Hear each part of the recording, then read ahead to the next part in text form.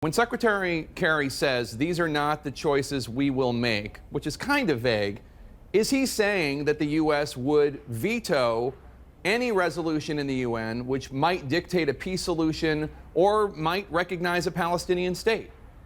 Yes. He would veto that. The U.S. Yes. will veto that. Yeah, and we've made that clear over and over, Jake. On the one hand, you have Israelis building housing settlements, and yet, on the other hand, you have Palestinian leaders that have been credibly accused of inciting violence that has resulted in innocent Israelis being killed. As you know, Hamas, a group that the United States government categorizes as a terrorist organization, governs Gaza.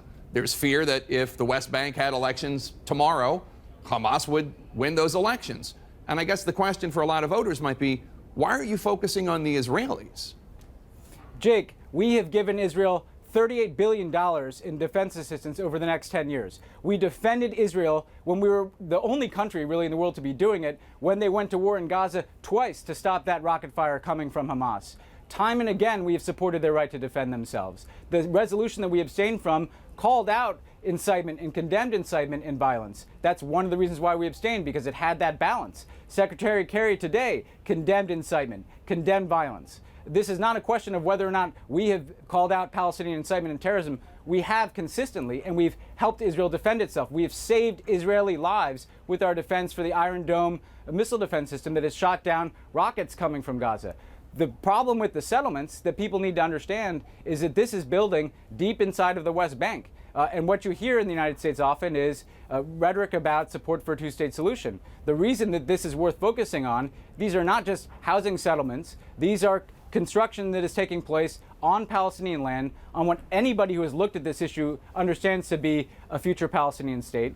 Jake, there's a term of art about building inside the blocks. That means building outside of the 1967 lines, but within what people generally expect to be the borders of an Israel in a two-state solution. That's not even what's happening here. This is building deep inside of the West Bank, and I think that part of what we're trying to do is bring more attention on that. To have people like you reporting on that, Jake, because this is changing the facts on the ground and making a two-state solution nothing more than a talking point. But I hear what you're saying, but that you still didn't respectfully answer the question, which is voters out there, American citizens out there might think, on the one hand, you have people building homes, and okay, you're calling them illegal and they're detrimental to the peace process, but it's construction, and ultimately people can leave houses. And on the other hand, you have people killing people, and that's just final.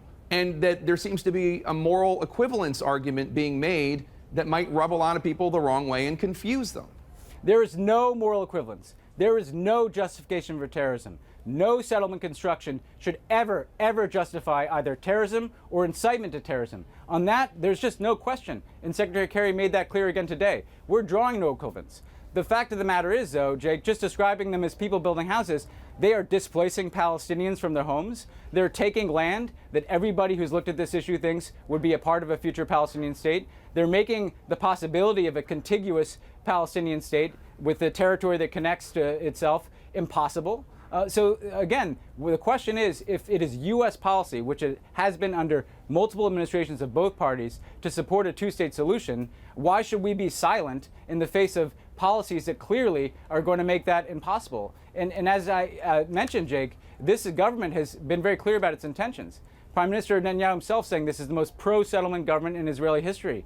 Israeli Knesset advancing a law that would legalize even these distant outposts that are deep inside of the West Bank. Again, if it is America's interest, as it has been under President Bush and President Obama, to pursue a two-state solution, why should we be silent when there are policies being pursued that make a two-state solution impossible?